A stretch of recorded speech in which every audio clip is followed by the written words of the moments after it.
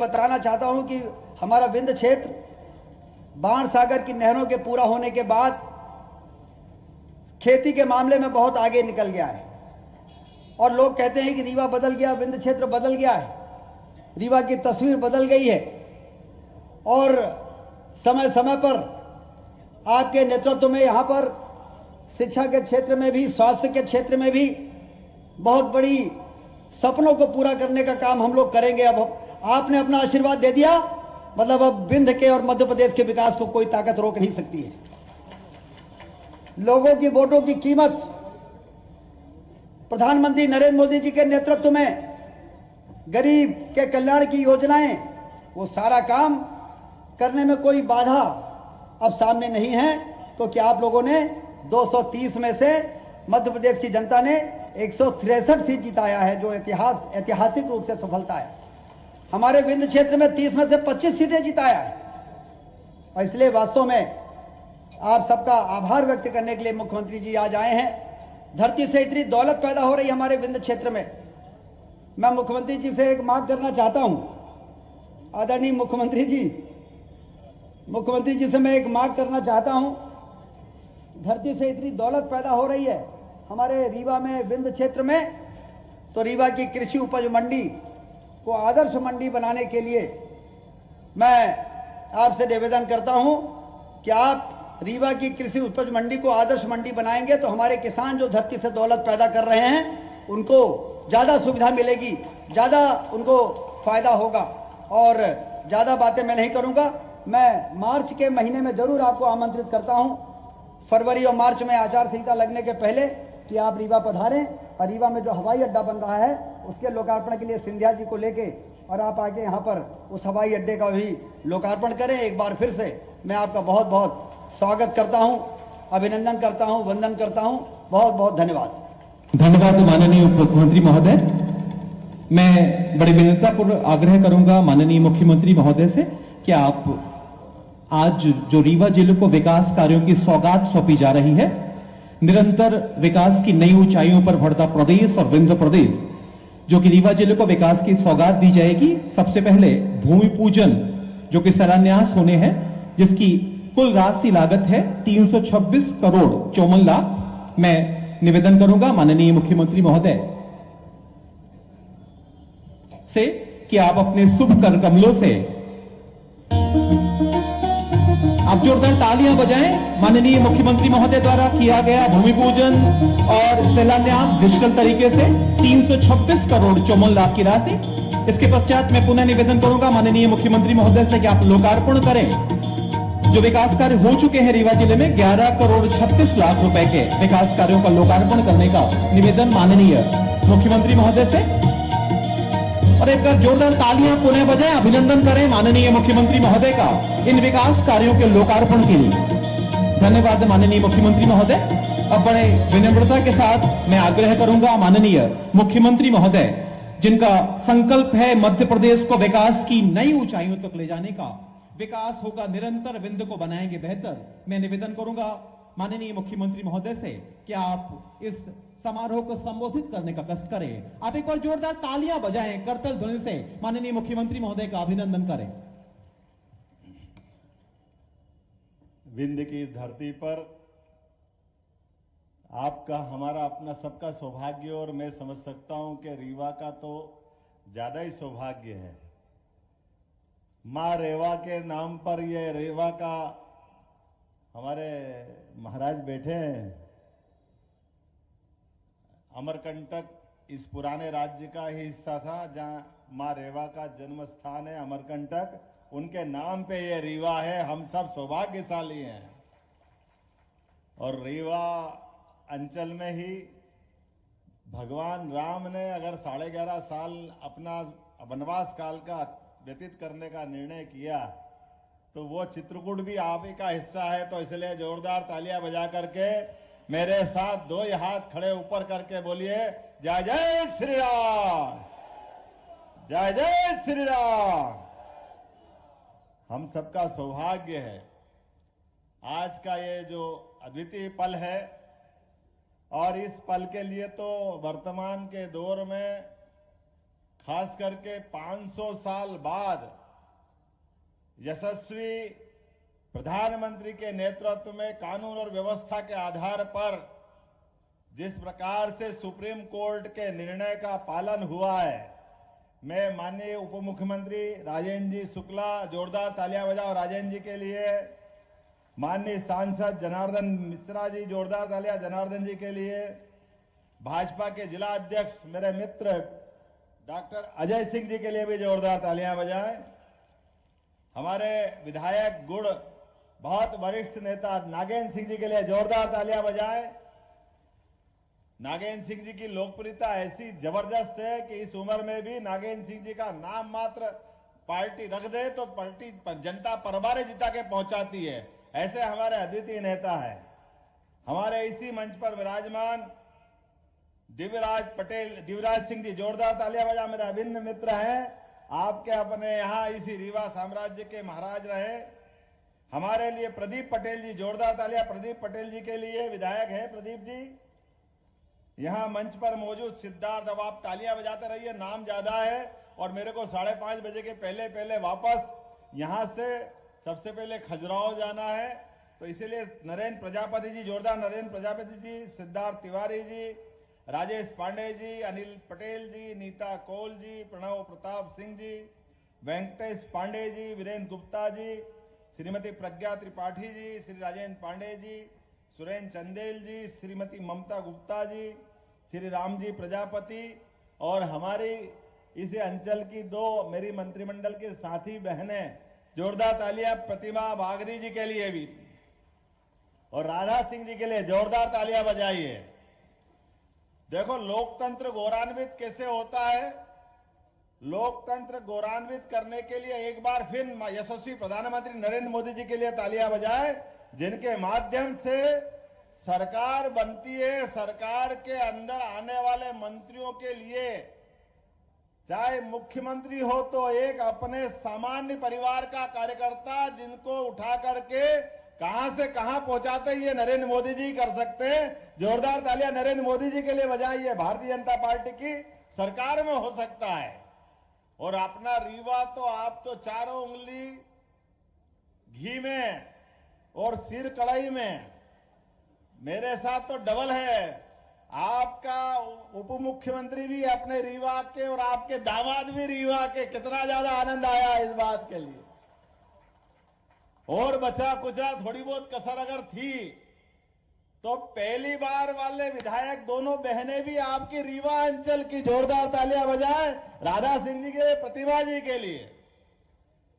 हमारे यहां पद का महत्व नहीं है, व्यवस्था में कार्यकर्ताओं को प्रशिक्षित करने का महत्व है।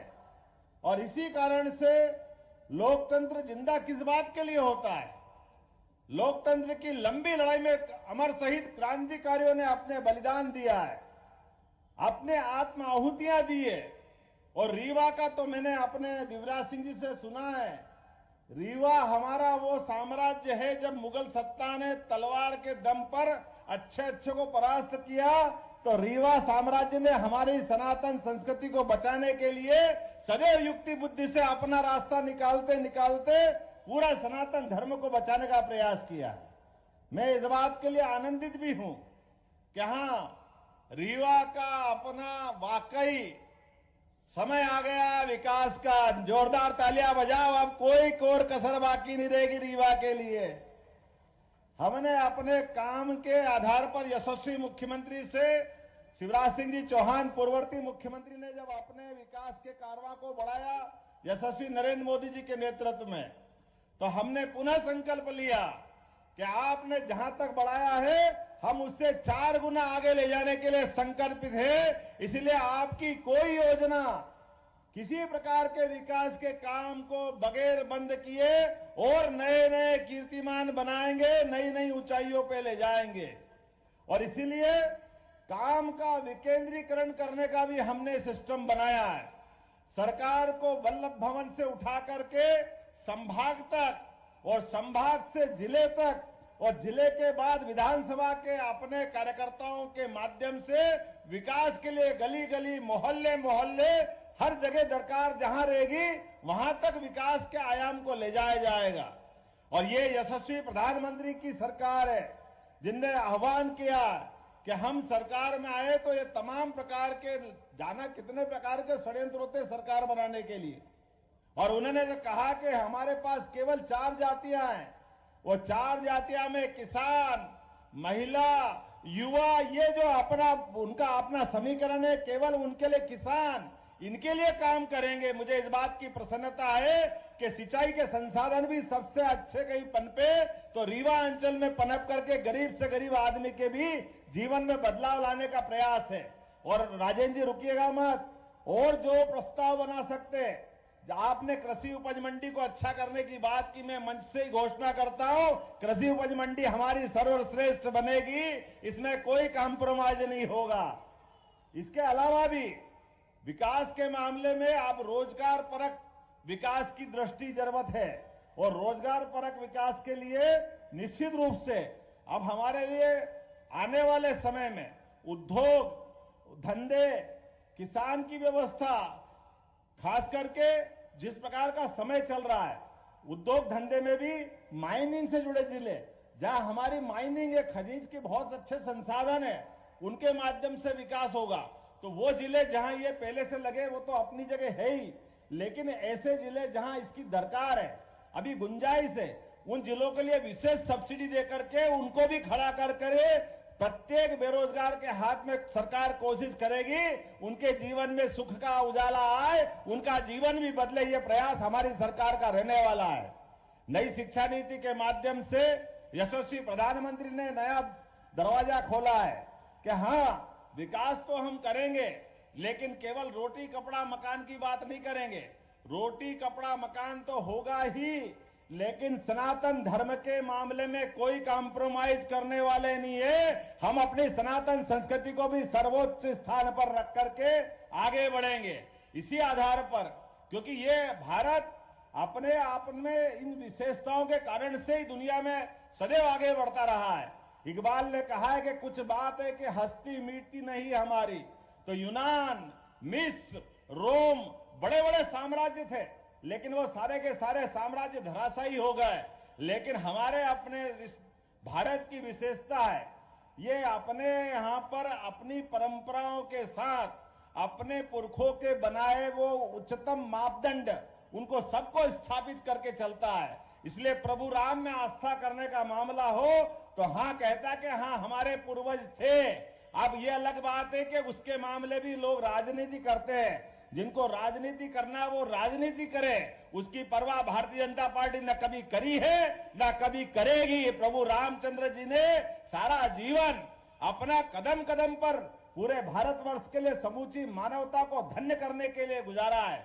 आज भी बच्चा बच्चा सबका सपना होता है कि राम राज्य होना चाहिए। भगवान राम को इस पृथ्वी पे अवतरित हुए 17 लाख साल से ज्यादा साल हो गए, लेकिन आज भी रोम रोम में राम समाये हुए हैं। और एक तरफ हम जब राम की बात करते तो हमको मालूम है आज भी बड़े दुर्भाग्य के साथ कहना पड़ रहा है, अरे भाई सुप्रीम कोर्ट ने निश्चित कर दिया है। सुप्रीम कोर्ट से तो बड़ी कोई कोर्ट हो नहीं सकती है। सुप्रीम कोर्ट ने निश्चित किया कि हाँ अयोध्या में भगवान राम का मंदिर बनना चाहिए, वो मार्ग प्रशस्त होना चाहिए। मुझे इस बात की प्रसन्नता के मुस्लिम बंधुओं ने भी, जो पिटिशनर थे, उनने भी कहा कि हाँ हमको भी सहमति है, हम ये भगवान राम का मंदिर अयोध्या में बनना चाहिए। लेकिन अभी भी कांग्रेस के कुछ नेताओं का पेट दुख रहा है, अभी भी वो मानने को तैयार नहीं कि वह मंदिर बनना चाहिए। कोई इनको छोड़ने वाला है क्या? आप बताइए, ऐसे लोगों को कोई माफ करने वाला है क्या जो प्रभु राम के मामले में अड़ंगा लगाए? जीते जी पहले कह रहे थे प्रभु राम की बात करते हो, मंदिर वहीं बनाएंगे, तारीख नहीं बताएंगे। अब जब तारीख भी बता दी, मंदिर भी तैयार है, 22 जनवरी को हमारा अपना प्रभु राम के गर्भगृह में प्रवेश का भी मामला है, तो अब कह रहे हैं दूसरा मुद्दा खड़ा कर दिया। अरे भाई वो मूर्ति कहाँ है? अरे भैया तुम्हारा तो भरोसा ही नहीं था राम में, तो भगवान को कहाँ ढूंढ रहे हो? भगवान तो हमारे और आपके दिल में, जो प्रभु को राम को माने वो राम के। आपने तो केवल राजनीति की है। ऐसे राजनीति करने वालों को मैं निश्चित कह सकता हूं कि आज जिस प्रकार से जन आभार यात्रा के माध्यम से वैसे तो प्रदेश भर में माहौल बना है, लेकिन रीवा ने सबसे ऊंचा छक्का लगाया है, सबसे ऊंचा अपना आज का परचम लहराया है। मैंने इतने खराब माहौल में भी, जब बारिश, कोहरा, शीत, तमाम प्रकार के अवरोध, परमात्मा अपनी परीक्षा ले रहा है, लेकिन रीवा के लोगों ने और पूरे रीवांचल के लोगों ने जो स्वागत किया है, तो मैंने भी संकल्प किया है, परमात्मा की दया से अगर सरकार के मुखिया का जवाबदारी दी है तो राजेंद्र जी और हम सब मिलकर के कोई कोर कसर नहीं बाकी छोड़ेंगे, प्रत्येक क्षेत्र में अपन आगे बढ़ेंगे, क्योंकि हमारी जवाबदारी है। अगर हम अपनी इतने प्रचंड बहुमत के बाद अगर हम सरकार को आगे नहीं ले जाएंगे तो कौन ले जाएगा? और इसके साथ साथ विकास भी करेंगे और हमारी सनातन संस्कृति पे गर्व भी करेंगे।